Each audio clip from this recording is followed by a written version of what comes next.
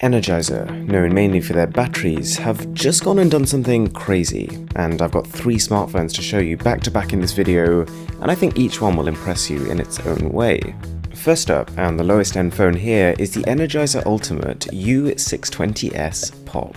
Catchy naming, I know, but it's really well built. The phone is encased in Gorilla Glass 3, has a well-placed side-mounted fingerprint scanner, and in my opinion looks every bit as good as flagships that are coming out now. LG could learn a thing or two.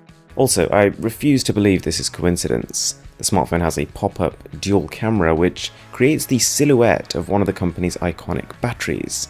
It's a cool touch. It is $299, and it's easy to forget that. The phone runs Android 9, and you get a Full HD Plus LCD display that fills the whole front of the phone, and mind you, minimizes the chin a lot better than far more expensive rivals.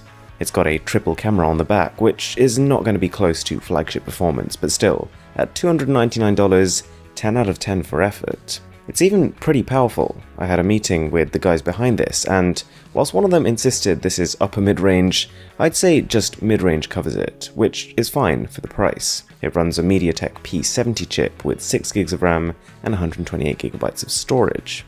Now, the next phone, and I really think the company needs to look into hiring someone to name their products, is the PowerMax P18K Pop.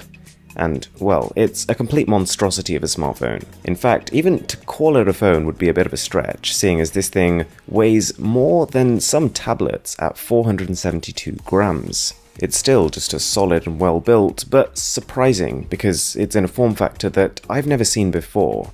You know, the funny thing is though that Energizer have built a device thicker than 3 flagship phones stacked on top of each other and still haven't added a headphone jack. It's ironic, but it does make sense because this phone is all about the battery and a headphone jack might cut into that, or mean the production of a custom cell to fit around it. At 18,000 mAh, this is the largest battery I've ever seen on a phone, and when it releases around summertime it'll be a world record breaker. And they've managed this by stacking 3 6,000 mAh cells on top of each other.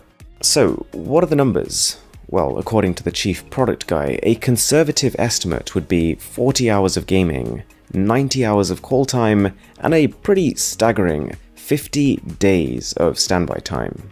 It comes with a fast charger too, but just because of how much of a unit this device is, it still takes 9 hours to charge.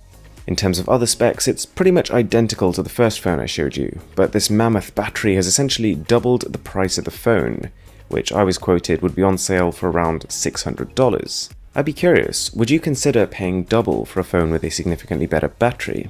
So, what's the third phone? Well, it turns out that Samsung and Huawei are about to get some flexible competition, in the form of, wait for it, the PowerMax P8100S. It's actually quite a serious phone. Although they didn't have any pre-release models for me to try, it should combine a price that is, to quote, definitely not $2,000 and top-tier specifications.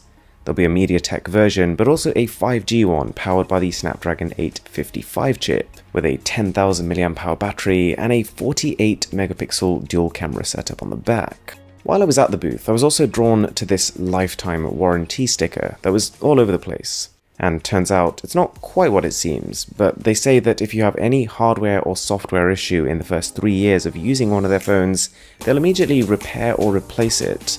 So it's still pretty cool. If you enjoyed the video, a sub would be massively appreciated, and as always, my name is Aaron, this is Mr. Who's the Boss, and I'll catch you in the next one.